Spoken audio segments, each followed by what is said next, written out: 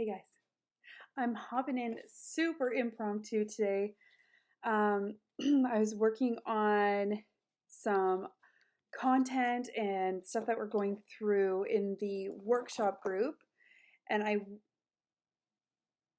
decided as I was working on it, I wanted to show up in here and just kind of go over some stuff with you all. I wish I could invite you all to the live because everybody really needs to hear this. Like everybody does.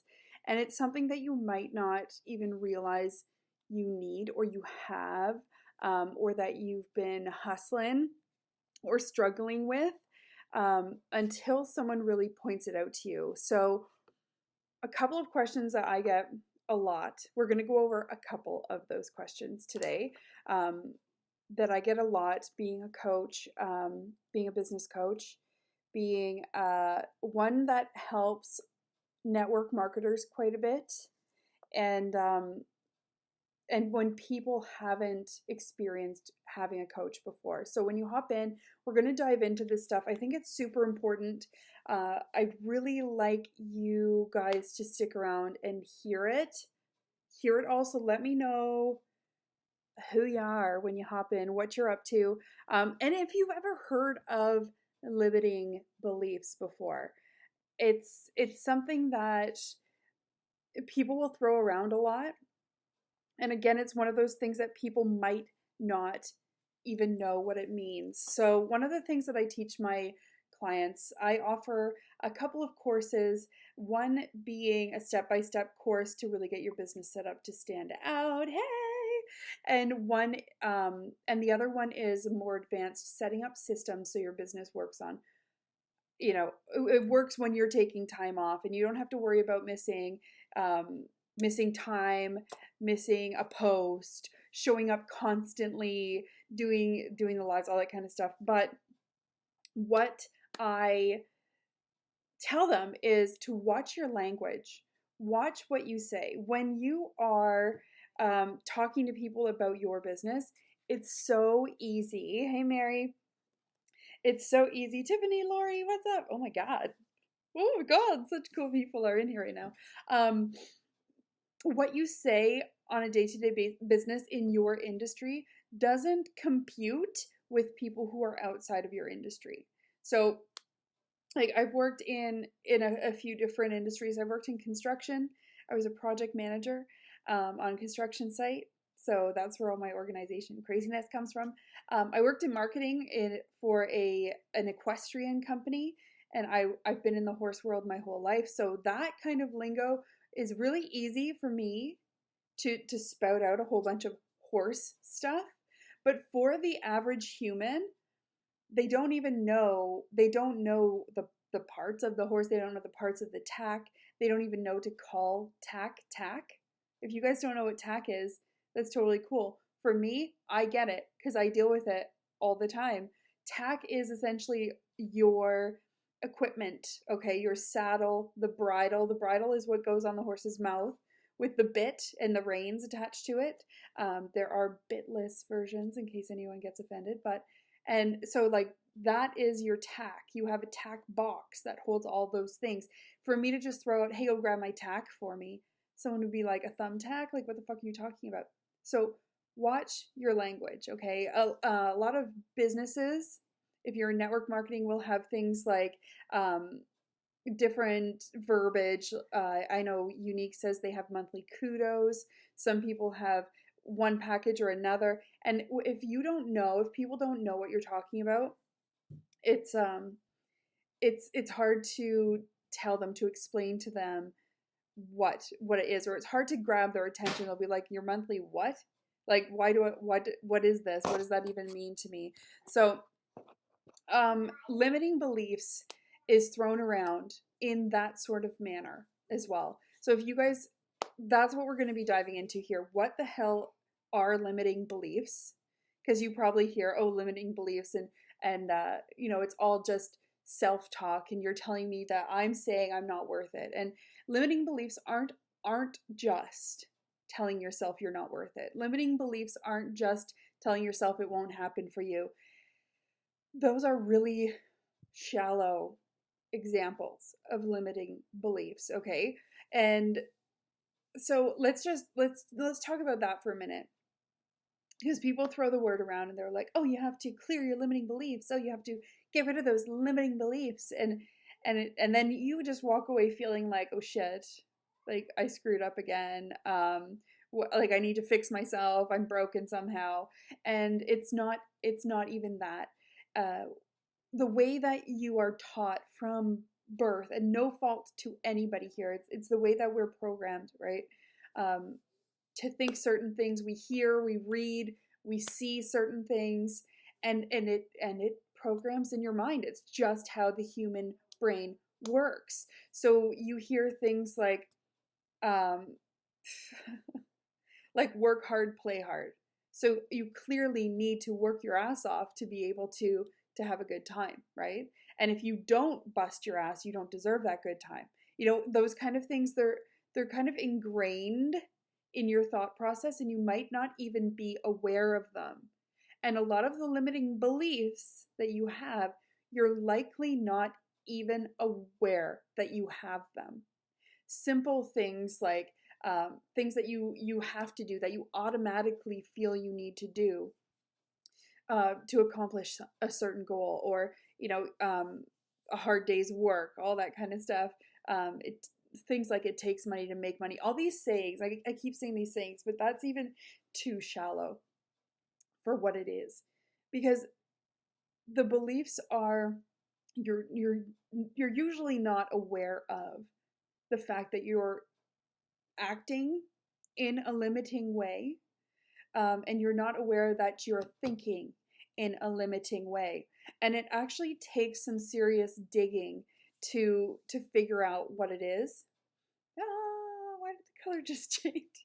To figure out what it is, and how to move out of it. And it's a constant process. It's a whole journey in itself. Okay, it's not just a one step. I'm not going to think that anymore, and or to just stop thinking it, or stop believing it. Because when you believe something, it takes a lot, and oftentimes some pain, some growth, some like heartbreak, for you to stop believing what you truly believe. If you think of things like certain characters at certain holidays, when you find out the belief there, to change the belief, it's shocking.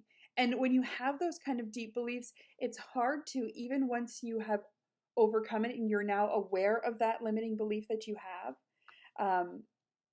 once you overcome it, or once you've been made aware of it, it's so easy to go back to it. It's comfortable to be in that place that you've been your whole life, where that belief was true to you, or where that belief was allowed to harbor and fester, right? So they're deep in there, and some of them could be like, I need more time in the day.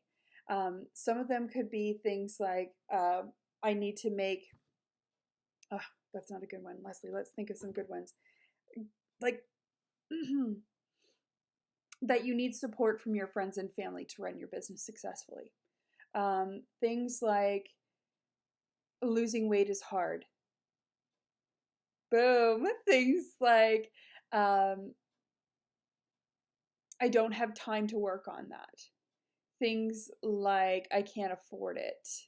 And when you look into the depths of that kind of stuff, it's so much deeper than that. And a lot of the time, it's not that it's hard to lose weight. It's not that it's hard to run your business, that you need the support from your friends and family, or you need their acceptance. You don't. It doesn't have to be hard to lose weight. It's actually pretty simple. It's pretty simple. It's it's it's taking the action. It's doing the thing. It's easy for you to say it's hard. It's hard. Boom. Can't do it. Can't do it. It's hard. Right? Oh, I don't have their support, so I can't do those things. It's really hard for me. And you start making more and more of those excuses And I used to do this too. I'd be like, they're not excuses, they're reasons. And even when I was in college or whatever, college, university, same thing. Well, not really. Um, my riding coach, my horseback riding coach, I'd be like, man, my legs are tired. Because horseback riding, some of you may not know, takes a lot of leg muscle endurance to stay on a freaking horse that's running and jumping over fences. Okay. So I was riding and she's like, Leslie, you're doing this, you're doing that.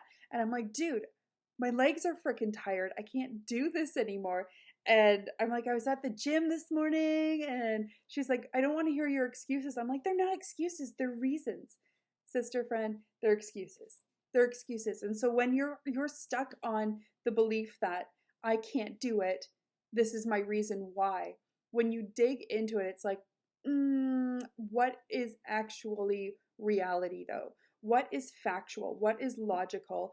And when you look at your emotions, your thoughts, your beliefs, compared to what you could actually do when you set your mind to it and get out of your way, get those beliefs out of your way, get it all out of your way, and put the onus, I feel like that's a word, on yourself, right? You can be responsible for your success. You can be responsible for your failure. You can be responsible for everything that's put on your plate and everything that is not. This is your life.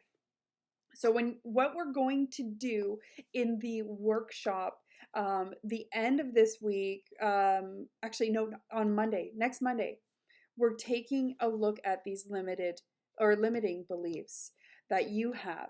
And it doesn't have to be broadcasted. Let me just see, Michelle said. Not having support is a great way to not do. Pass the blame, feel justified. Yeah, exactly. Yes. Yes, you get me.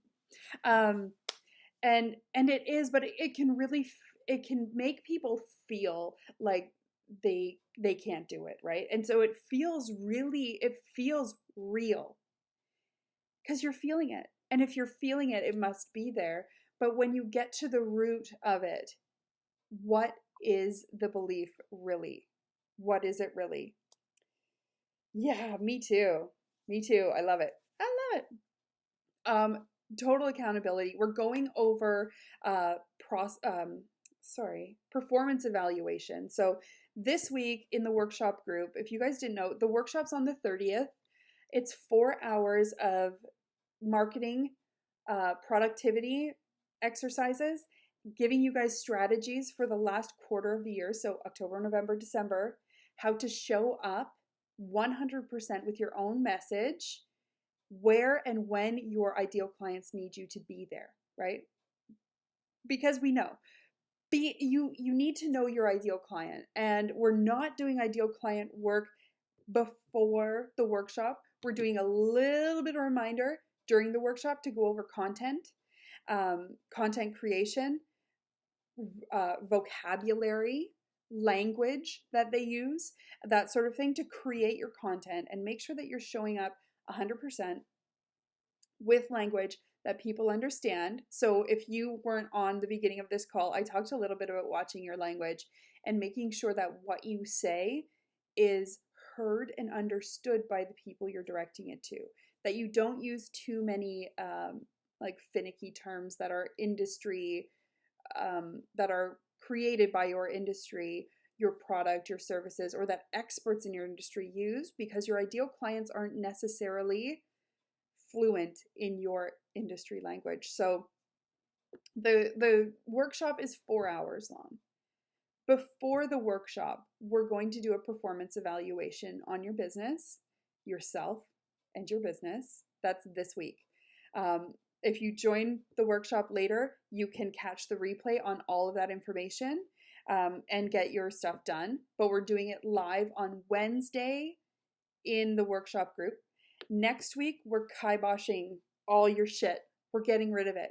I was recently certified a clearing practitioner with Joe Vitale, and we're taking everything that I learned in that course and applying it to your business, to get rid of it all, so that when September 30th comes, you will have practiced and released the bullshit that you tell yourself, the reasons why you haven't been showing up in your business 100%, the reasons why you're not making your financial goals, you're not recruiting, if you're in network marketing, you're not selling, or you're just not even doing anything, right? You're just holding yourself back. We're going to get rid of all of that before the workshop, so that when you're setting up your marketing plan and you're setting up your execution strategies and you're killing off your procrastination and you're skyrocketing the business, that's actually what it's called, is the Skyrocket Workshop. You're going to be ready to show up strong, without excuses, without any holdbacks, and create the best quarter, the best 3 months that your business has ever had, in its existence. And if you're just starting your business, perfect fucking timing, because we're going to set you up to succeed right off the hop.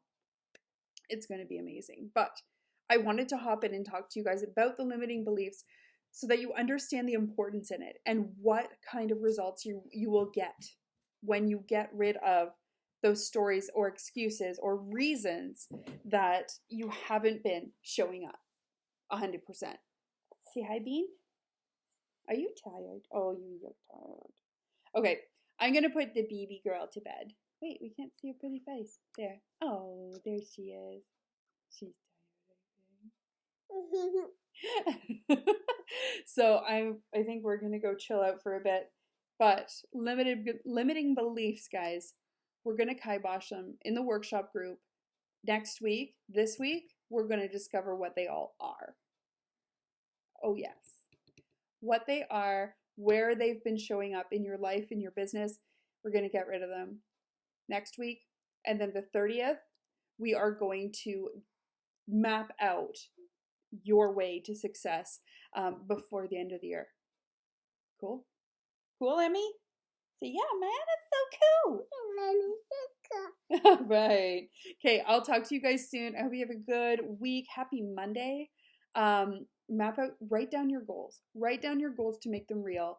Let me know and hear how you're working towards them. If you need any help whatsoever, if you don't even know where to start, if you're not sure if the workshop is for you, if you've been looking at my courses, you don't know what to do, whatever. If you need help at all, I'm here to help you. Just let me help you. Let's help each other finish this year off strong. Right, Emmy Bean? Yeah. Yeah. Okay. See you. Bye.